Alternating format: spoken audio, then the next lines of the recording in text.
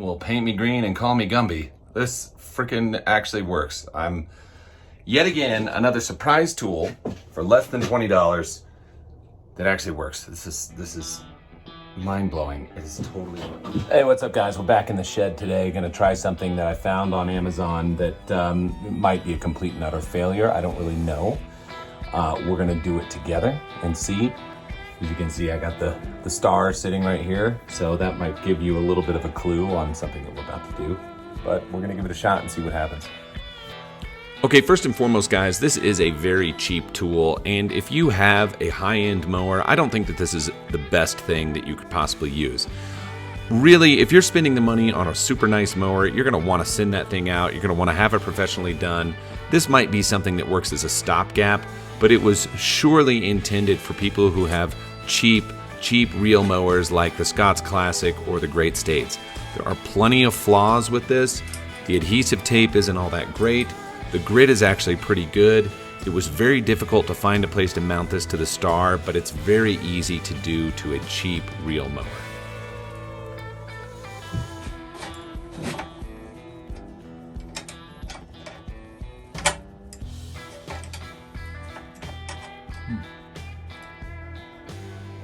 It's actually sharpening the blades. Let's see what happens when I put some real crank in it.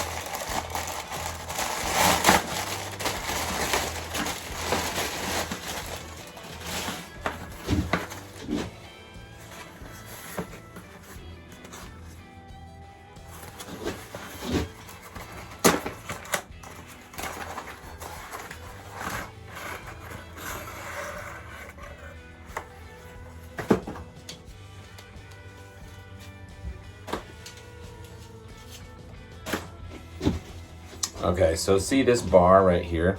The idea is that you find a place on the mower where you can set it to where the blades are getting contact with this strip, and then you're basically running the blades up against it, and you can kind of adjust the clamp here for what it's going to go on. So I kind of have to find a place on the mower, and I don't know if this is going to work. Maybe it just doesn't take much to do it at all. This is pretty heavy grit, so it could do something if I can get this into the right position. So let's find out.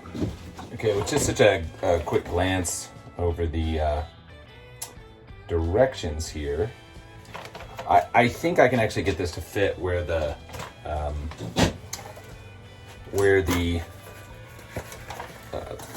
bed knife was, so I am gonna try to do that in there. This comes with like these, obviously these like abrasive strips right here, so they're sticky, adhesive. I'm gonna throw one of these on here and then kind of pin this thing. And the idea is that you are rolling the mower forward, but I'm obviously not going to be rolling it. I'm just gonna get this on here, fix it, and then spin the reel up against it and see how it goes. So there it is. It's got a little bit of a bevel on it, so it ought to just catch the edges of the blade. So we'll see how this goes.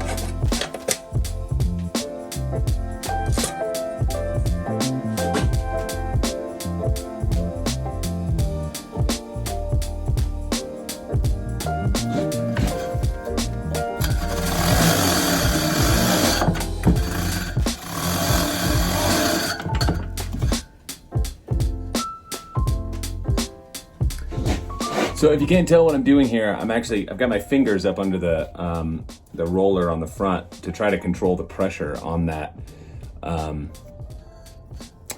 abrasive strip, and it is absolutely working. I just, it's a little, it's a little nuanced, I suppose, just trying to find where it's supposed to be.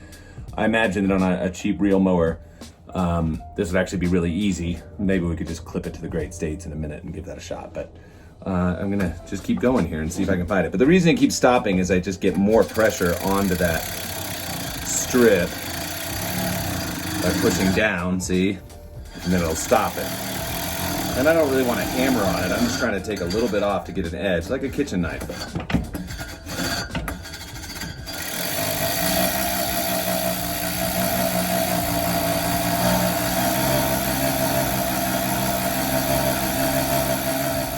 And we are almost back to razor sharp.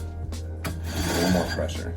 So my final thoughts are the same as the first. I would not recommend this for a high-end reel mower. This is something that works for a good cheap mower.